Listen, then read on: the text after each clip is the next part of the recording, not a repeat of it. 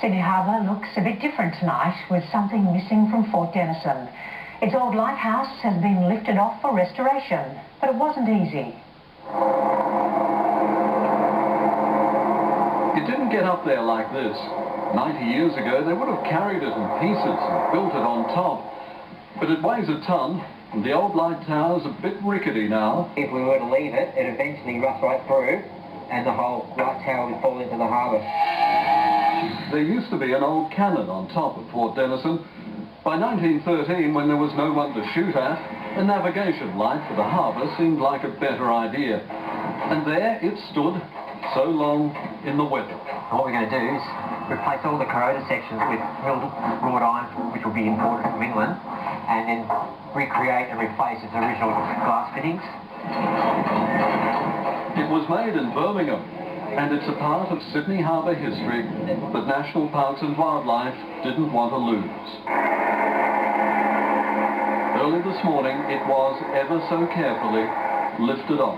It's one of the last few working, intact lighthouses on the harbour, and it was just a must to replace. It would have been a loss too great to bear, really. The chopper fella said it's bloody heavy. You can only just lift it. Restored, it should be back on the fort by next April. Paul Marshall, 7 News. We got the message. Light on Fort Denison's been blinking, but uncovered since October, when the rusty old tower that had stood for 90 years was lifted off to be restored. Sydney still has some blacksmiths who know the old ways. A forge, hot rivets, hard work.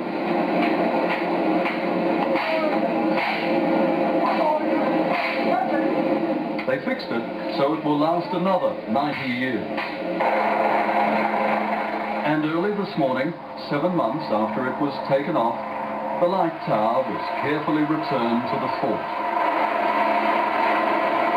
There to see it, Phil Cleary, the smithy from the forge. I think it is fantastic. I'm very pleased with this. It's just a little lighthouse, but it's been out here a long time. And if no one had bothered to save it, eventually it would have rusted and fallen into the harbour. And Sydney would have lost a little bit of history. It makes you feel like you're doing something for future generations. Yeah, it would be like bringing an old part of Sydney back to life again, really. With new glass, it will shine brighter.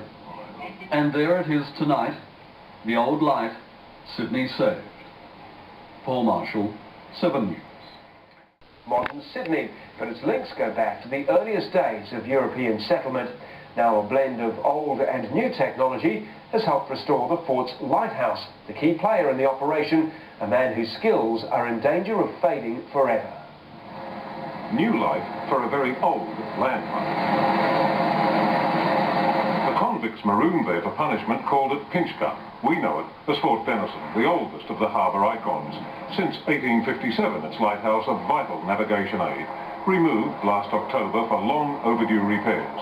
Today, the helicopter brought it back. When we took it off, there was severe corrosion and real worries with it, but now we've fixed all those problems. Almost 1 ton of handcrafted metal. The canopy was made in England. The dilemma, replacing it with something in plastic or aluminium, or restoring the original.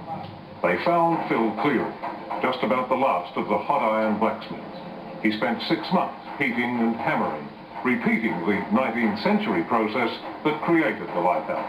It speaks for history. It speaks to us of that history. So we have to maintain the little that we have. We have to jealously guard that. Fort Denison being a prime example. Designed for war, the closest this old fort ever came to combat was in 1942 when it was shelled by an American cruiser. The Americans were trying to hit a Japanese submarine. It survived that and years of neglect. Tonight, it's old light through new windows. Peter Harvey for Nightline.